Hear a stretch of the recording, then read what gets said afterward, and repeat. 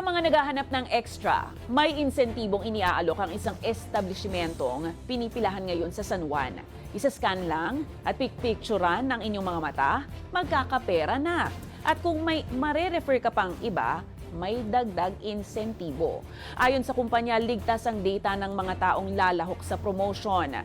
Pero teka lang po mga ka-A to Z, bago kayo maenganyong ibenta ang picture ng inyong mga mata, hinay-hinay muna at mag-ingat. May babala kasi ang PNP Anti-Cybercrime Group sa posibleng paggamitan ng inyong biometrics information. Ang balitang A to Z, exclusive ni Kim Salinas. Maraming tao at mahaba ang pila sa labas at loob ng isang bagong bukas na establishmento sa isang mall sa Green Hills, San Juan. Pero hindi ito mall sale. Sa post ng isang netizen, may bigayan aniya ng cash incentives kapalit ng pagpapaska ng mata o tinatawag na iris scanning. Pag nakapag-register na po kami, schedule, kung anong schedule pupunta dyan para walang pila. Tapos pagka nakapagpa-verify na po kami dyan ng iScan, within 24 hours, doon po yung payout. Ang invite po, 600 pesos po. Pero yung na-cash out ko nung 900 plus. 10 po, 6K din.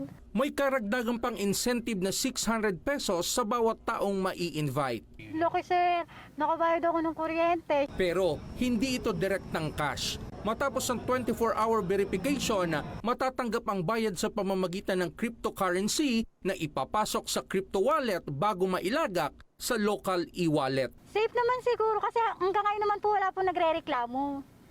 Tsaka siguro hindi naman po tutuloy yan dahil kasi dati napahinto na yan. Pero saan naman gagamitin ng kumpanya ang data? Ayon sa abogado ng World PH, nangongolekta sila ng data para sa mga kumpanyang gumagamit ng biometrics information. Ilan sa mga application nito ay facial recognition sa smartphones, online banking at e-wallets para matiyak na ang user ay totoong tao at hindi isang bot. Sa marketing tool, nag-i-introduce ka ng bagong teknolohiya, gusto mong ipasample sa kanila yung teknolohiya, di ba?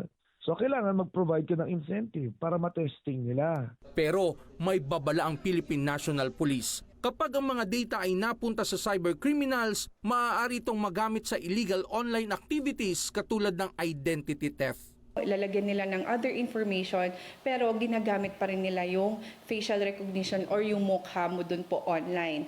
And also, pwede silang mag-create ng mga accounts gamit nung information na yon.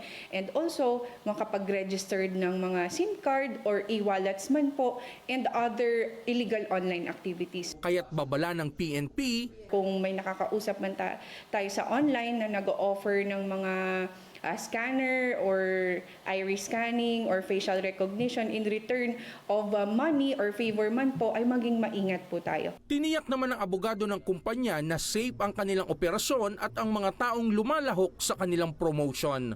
Hindi niya ini-store yun, no? Hindi niya ini-store. Hindi niya ginagamit for any other purpose. Yes po, safe po ito. Hindi po ito bago. Ginagamit na po ito sa iba pang mga bansa. Pero giit ng mga otoridad, walang katiyakan kung saan magagamit ang data. Kaya't magdalawang isip bago lumahok sa mga promotion na may alok na pera kapalit ng biometrics at iris scanning. Para sa Balitang A to Z, Kim Salinas.